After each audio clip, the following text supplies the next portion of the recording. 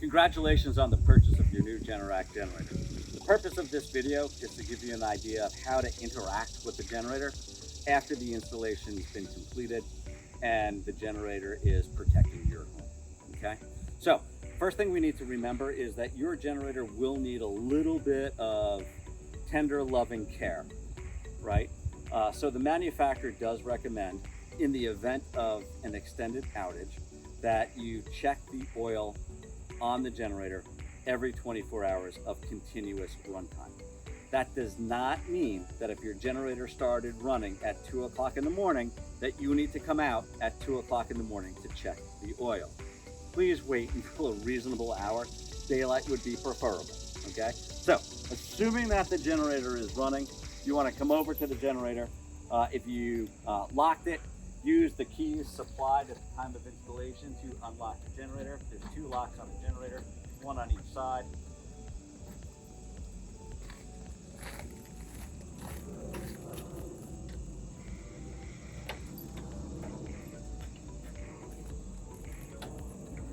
Then come to the front of the generator and open the front lid. If the generator is running, it's going to make a ton of noise, so don't let that spook you out. First thing we want to do is take the load of the house off of the generator, and we do that by shutting off that main breaker. House is going to go dark, generator is going to keep running. Then we want to come over to the display and press the off button. That is going to shut down the generator. Now's the most important thing. Leave the generator alone for at least 10 minutes. You want to let the oil settle, and you also don't want to burn yourself when you get in there because it is going to be red hot, okay?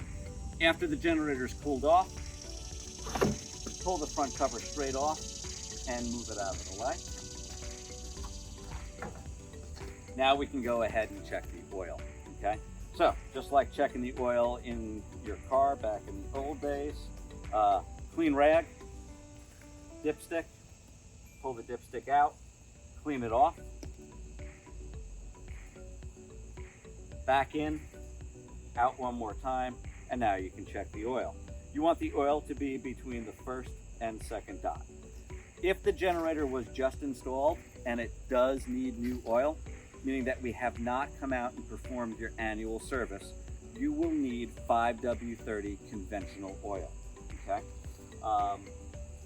If a year has passed or we've changed the oil, you're going to need 5W30 full synthetic oil with no additives, okay?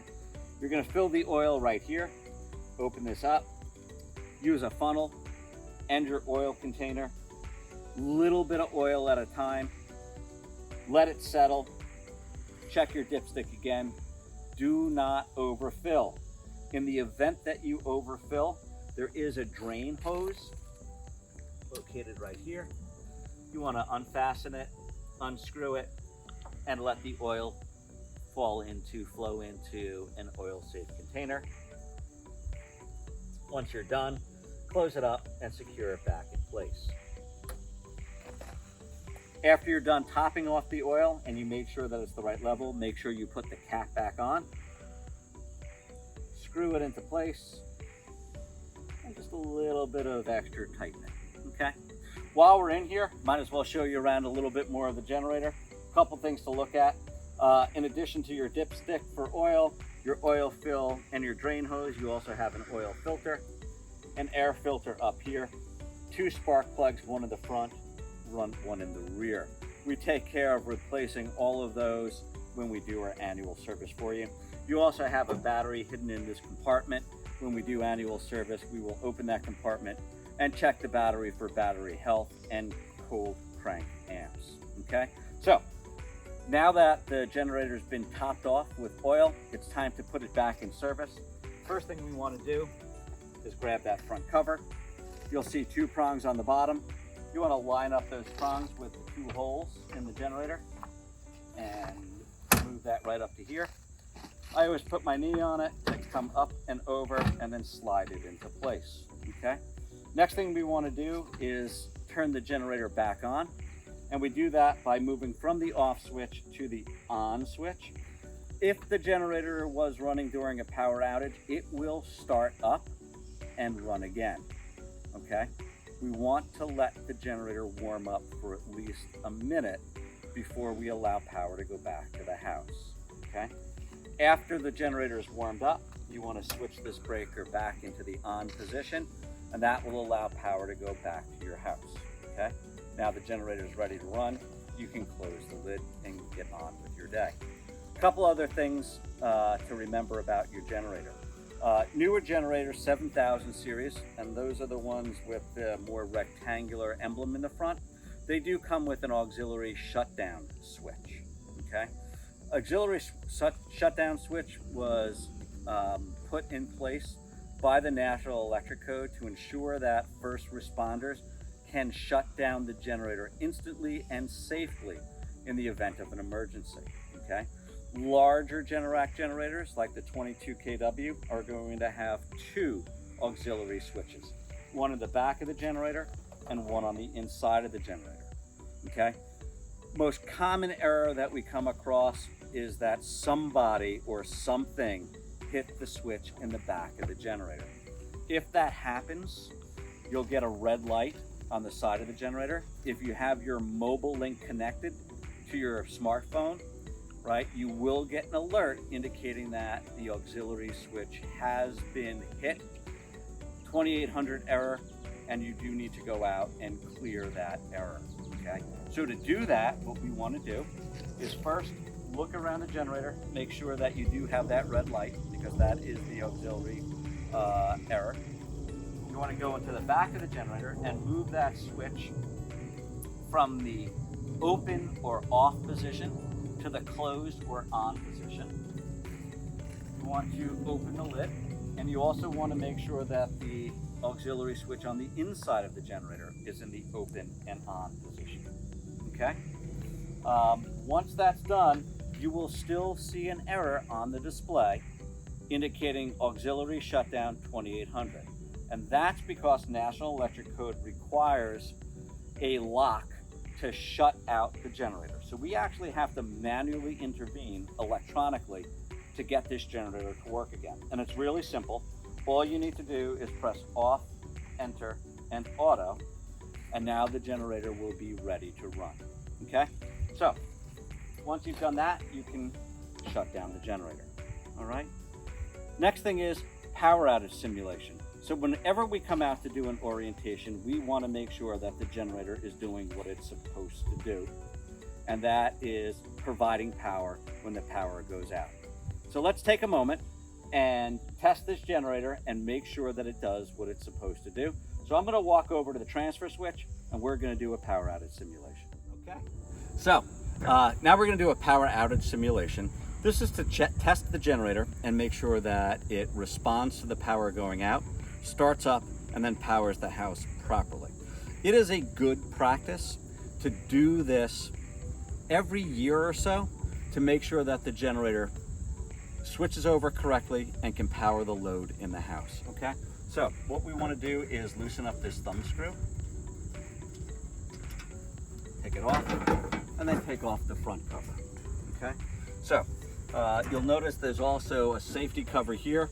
That should not be removed by a homeowner and should only be removed by a licensed electrician and or certified authorized Generac dealer, okay? To simulate the power going out, it's first a good idea to understand what's going on in the transfer switch. So right now we have electric coming in from the utility into the transfer switch, and we also have the transfer switch connected to the generator and connected to the house. So the transfer switch is basically your traffic cop, right? Switching from utility to generator and back again. And in this case, we also have solar coming into the generator. So these line side taps up here are my solar feed coming in from my solar system into the transfer switch, which is now my electrical main, okay? So transfer switch, when the power goes out, is going to know that because the power shut down from the utility. It will also now shut down the power from solar so that solar will not backfeed into the grid and potentially electrocute a line worker. So to simulate the power going out, all we're going to do is switch this main down. Power just went out inside of the house. Generator is going to start up and start to run. Transfer switch is going to communicate with the generator and make sure that there is a true power outage, and then switch over from utility to generator. Now the house is running on generator power, right? Everything in the house should be working properly with the exception of large appliances. And in this case, we have the air conditioner and the oven on load management modules, which means they are going to be put on an automatic 5-minute delay, and they will wait until the generator knows that it has satisfied the house, and then the generator will automatically allow power to go to those devices. After you've seen all that happen, you can come back and switch back into the utility position, and the generator will sense that the utility power has come back on. You'll hear a loud click here as the generator switches back from generator power to utility power, which just happened now. And then the generator will go into a cool down mode and just sit around waiting for the next outage. So let's put this back together while that's going.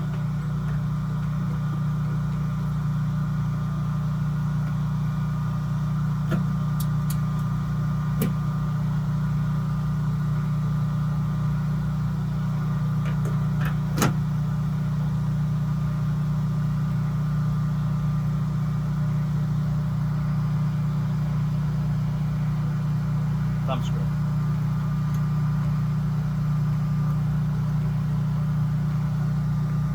Then you'll see after the generator is cooled down, it will just shut itself down and wait patiently for the next power outage. Hey, thanks for watching. If you enjoyed this video, if it helped you out, please like and share.